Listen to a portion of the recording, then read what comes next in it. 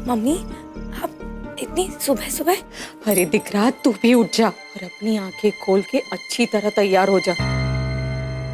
और तू भूल गई क्या, तू आज घर से बाहर निकाले जाने वाली है। मम्मी, कैसी बातें कर रही हैं आप? कल रात जो हुआ उसके बाद मैं सो सकती हूँ क्या? अब तो रात भी बीत गई है, कुछ तो बताओ, अब मैं क्या करूँ? अरे मूर्ख, इसी वास्ते तो मैंने तुझे फोन लगाया है। अब मेरी बात ध्यान से सुन। देख दिख रहा, तेरे उस घर में टिके रहने की आखिरी उम्मीद भी वो गोपी गवारी है। अगर तुझे उसके हाथ पैर जोड़ने पड़े तो हाथ पैर जोड़, गिड़गिड़ा, पर तू जाके पहले उससे बात कर। ठीक है। जय श्री कृष्ण। जय श्री कृष्ण।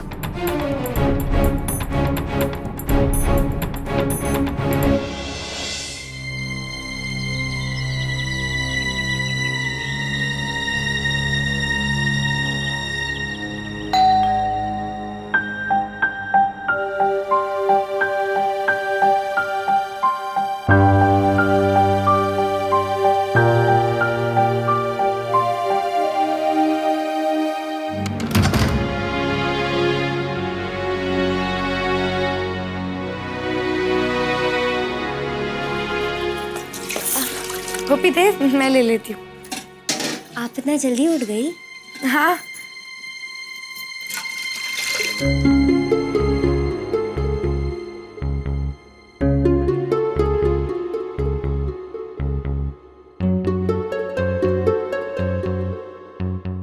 अब वो मुझे तुमसे कुछ बात करनी थी।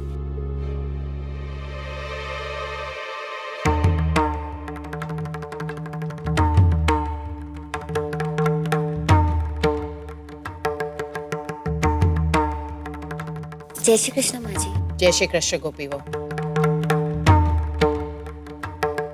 जय श्री कृष्ण काकी जी।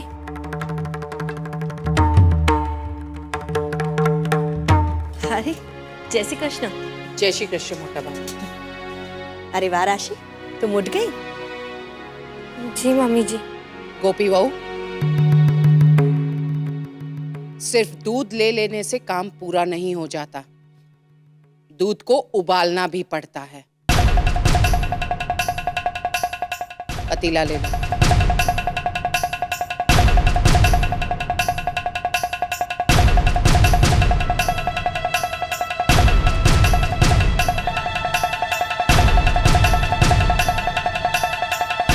मैं जिगर के पापा को जगा कर आती हूँ। अब तो ये काकी भी आ गई, मैं कैसे बात करूंगी गोपी से?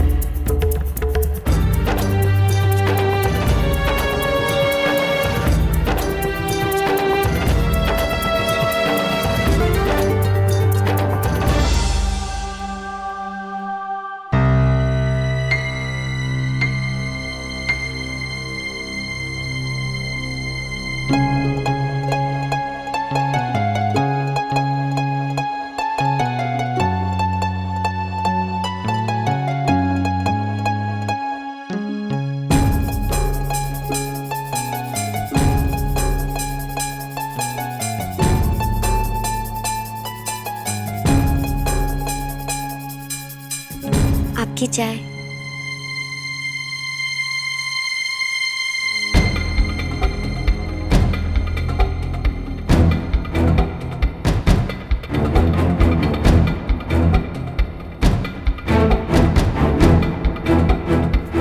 ये हेम जीजू भी जल्दी से अपनी चाय गटक के निकल नहीं सकते क्या?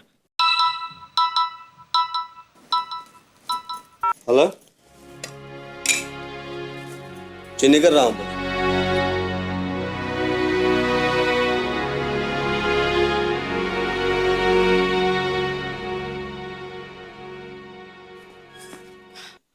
गोपी, वो मैं तेरे लिए बहुत खुश हूँ। मैं जो चाहती थी तेरे लिए वो तो हो ही गया। मतलब? मतलब कि हेम जीजू और तू धीरे धीरे करीब जो आने लगे हैं।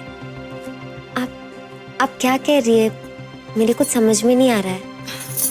अरे बुद्धू, मैं ये कह रही हूँ कि हेम जीजू को खुश करने के लिए मैंने हमेशा तुझे मेरे अच्छे अच्छे सुझाव दिए हैं ना। हाँ राशिबिन, आपने हमेशा मेरी मदद की है। जैसे उनका कमरा सजाने के लिए नए पर्दे लाना और तकिए पे नया कवर चढ़ाना, सब कुछ। और तू वो भूल गई, मैंने तुझे अपनी पार्लर की अपॉइंटमेंट भी तो दी थी। और मैंने तुझे अहम जीजू को खुश करने के लिए ये सारा कमरा भी ठीक ठाक करवाया था, ताकि अहम जीजू को जो भी चीज चाहिए वो उन्हें आसानी से मिल जाए। गोपी, तू ये बात तो मानती है ना कि मैंने ये जो कुछ भी किया था उसके पीछे मेरा इरादा बस यही था कि तुझे और अहम जीजू को मैं करीब ला सकूं। हाँ राशिबिन, और उन्हें सब अच्छा भी लगा था। जैसे इस कमरे की सजावट उन्हें कितनी अच्छी लगी थी। हाँ, तो ये बात तो कबूल करती है ना कि मैंने ये जो कुछ भी किया ये तेरी खुशी के लिए किया है। हाँ? गोपी वाओ,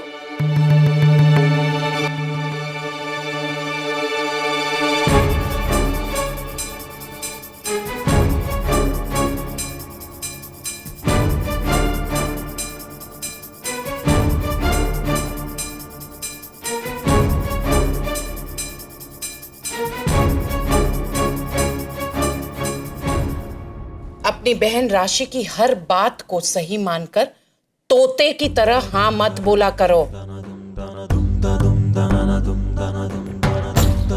और इतनी आसानी से अपनी बहन की बात पर विश्वास भी मत किया करो।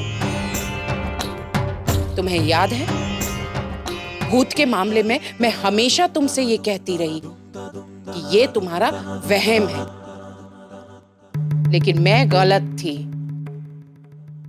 वो ना सिर्फ तुम्हारा वहम था, बल्कि किसी की सोची समझी रची गई साजिश थी।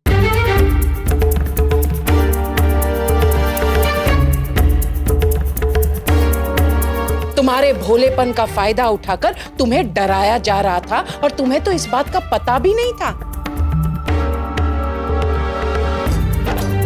तुम्हारे मन में डर बिठाकर ये साजिश रची गई कि तुम्हारे बुद्धि तुम खो बैठो और तुम्हारा मानसिक संतुलन भी खो बैठो। और तुम्हें पता है तुम्हारे खिलाफ ये साजिश किसने रची है?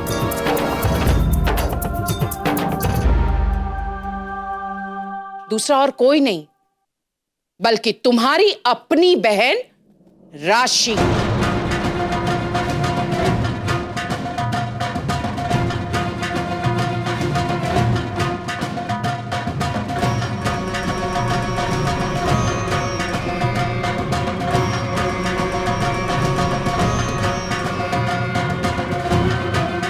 माजी, ये आप क्या कह रही है? मेरे कुछ समझ में नहीं आ रहा। कल रात तुम्हें अपने कमरे के बाहर घुंघरूओं की आवाज सुनाई दे रही थी? सच बताना। हाँ। तो तुम्हारे कमरे के बाहर तुम्हें डराने के लिए घुंघरू लिए तुम्हारी अपनी बहन राशि खड़ी थी। और ये खुद मैंने अपनी आंखों से देखा है। राशिबिन, ये आप? नहीं गोपी, ये मैंने जो कुछ भी किया ये सिर्फ तेरे मन से वो डर निकालने के लिए मैंने किया था। हाँ, तुम्हारी बहन बिल्कुल ठीक कह रही है गोपी बहू। वो ये कहना चाह रही है कि जब भी तुम्हें अपने आसपास भूत की आवाज सुनाई दी या भूत का एहसास हुआ, तो वो भूत नहीं बल्कि तुम्हारी बहन राशि थी। पूछो इससे।